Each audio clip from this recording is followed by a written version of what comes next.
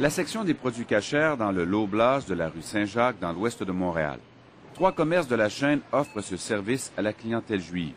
Un employé y travaille à temps plein pour s'assurer que les produits offerts respectent les règles édictées par la Torah, le livre sacré du judaïsme.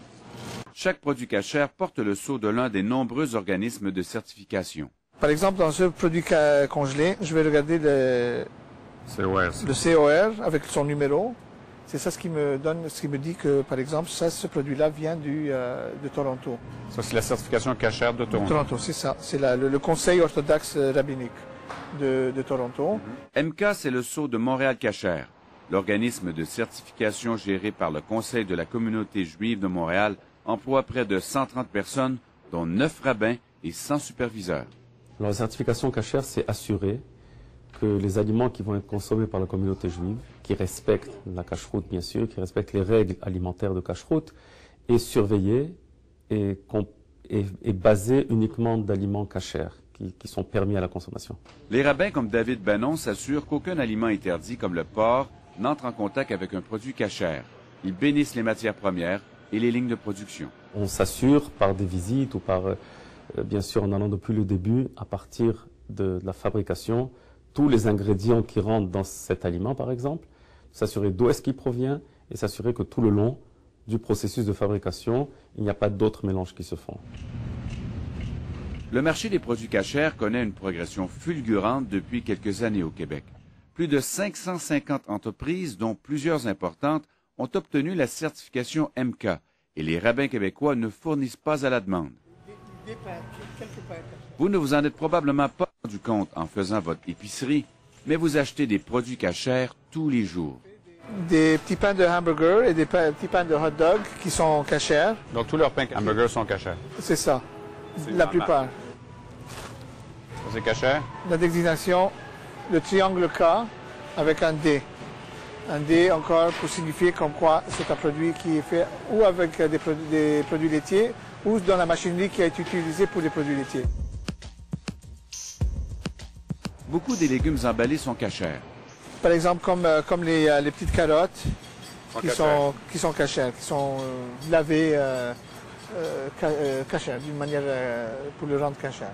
Les sceaux de certification ne sont pas toujours faciles à repérer, même pour l'œil averti. Celui-là est cachère. Celui-là? Dans le Minute Rice, il faut vraiment chercher des fois. Parce Même que un expert comme vous dont c'est le travail. il les cache les... Ouais, voilà. Il est. Il faut peu de temps pour remplir son panier de produits cachers. Et vous avez aussi dans les produits, toutes les croustilles. Ça aussi, hein? Oui, vous allez trouver, la plupart des croustilles sont marquées dairy. Ça c'est cachère, celui-là. Cachère? Oui. Lui ici aussi? Oui. Ça c'est cachère, ça c'est cachère, ça c'est cachère aussi.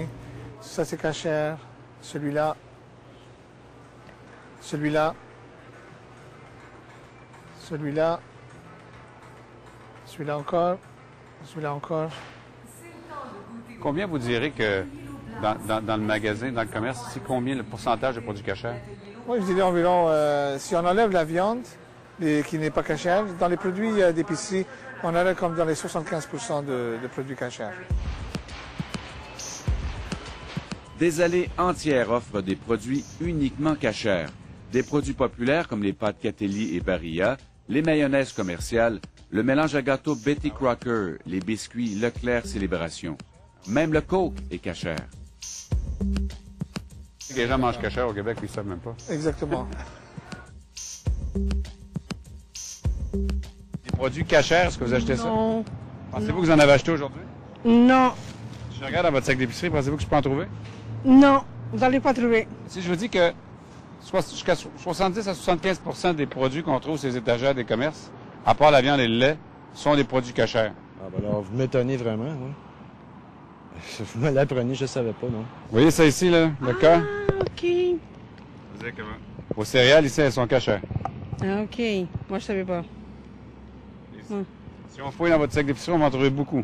Alors, mais c'est mon père, c'est ça? Ou? Ah, non. Ah, bon. Ça ici, là, Oui. c'est ouais, ça, c'est une certification qui dit que vos pâtes sont cachères. Mais il faut le savoir. Nous n'allons chercher personne, ce sont les entreprises qui nous contactent. Donc si elles nous contactent, c'est parce qu'il y a un marché, une demande, et ils coopèrent absolument. Qu'est-ce qui pousse les entreprises, justement, à venir aussi nombreuses? Ben, c'est le marché, c'est la demande. Pourtant, la communauté juive ne compte que 100 000 membres, dont à peine 35 % mangent cachère, selon le Conseil. Ça représente donc 35 000 personnes, un micro-marché dans une population de 7 millions.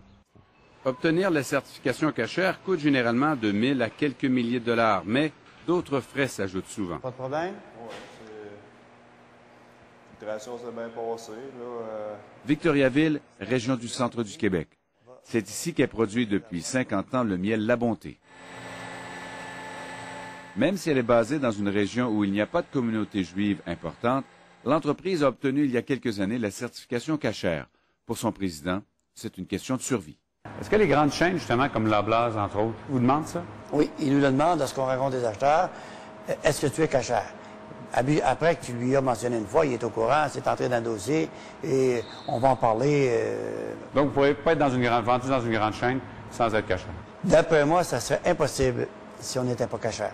Obtenir la certification religieuse juive lui a demandé un effort financier non négligeable, car en plus des frais annuels de certification, il a fallu créer un poste supplémentaire. Ça peut coûter certainement 25 000 à 30 000 minimum annuellement de plus que si on ne l'avait pas. C'est de l'argent quand même. C'est de l'argent, mais comme je vous disais tantôt, en alimentation, les profits sont limités, mais on doit l'avoir. Si on ne l'avait pas, je suis convaincu qu'il y aurait plusieurs marchés qu'on perdrait parce qu'on n'a pas notre certification cachère. La PME de Victoriaville n'est pas la seule dans son cas. Pour garder ses gros clients comme le géant Kraft, pour qui elle transporte notamment de l'huile végétale, Brasseur Transport de la Prairie a été obligée, elle aussi, d'obtenir une certification cachère. Faire bénir les citernes par un rabbin a coûté 35 000 $ à l'entreprise. Et selon son président, Michel Brasseur, qui a refusé de nous accorder une entrevue à la caméra, maintenir la certification entraîne des frais supplémentaires de près de 15 000 $ par année. C'est sûr qu'il y a un coût parce qu'il y a les coûts de certification, il y a les coûts aussi, dépendamment des exigences des cahiers de charges, que ce soit en termes de processus de fabrication, de distribution ou même d'inspection. Donc à ce moment-là, il va y avoir des coûts afférents, mais il faut regarder en termes de coûts-bénéfices. Quel est le coût pour les consommateurs? Difficile à dire. La majorité des entreprises contactées par JE refusent de dévoiler les frais entraînés par une certification cachère. Ce qui est certain, c'est qu'à l'échelle du Québec, ça représente plusieurs millions de dollars. Au bout du compte, c'est quand même les consommateurs qui payent pour ça. C'est toujours le consommateur qui va payer en bout de ligne, parce que le coût doit rentrer dans le coût de fabrication. Donc, pour arriver à dégager la rentabilité, je vais déduire mes coûts de mes ventes pour arriver à ma rentabilité. Pourquoi est-ce qu'un non-juif serait obligé de subir les conséquences et de payer quelque chose qui a une certification? Ben, il a le choix, il peut ne pas acheter ça, il peut acheter autre chose qui n'a pas de certification. Mais quand jusqu'à 75 % des produits sur les étagères sont cachers, le client a-t-il vraiment le choix?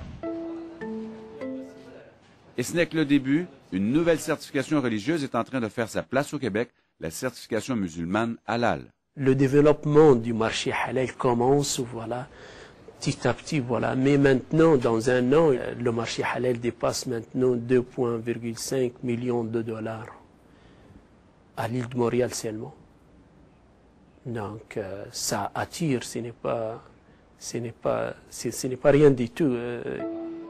La certification halal a d'autant plus d'avenir que les musulmans sont 2 fois plus nombreux que les juifs au Québec. Nous, on a 3 ans. On est déjà commencé. On est des bébés, voilà. Voilà. Mais ils ont, voilà, 20 ans, voilà. Et l'objectif, c'est d'être aussi présent que la certification cachère? Voilà, espérons, voilà, on espère, voilà, pour donner, voilà, des produits pour notre communauté.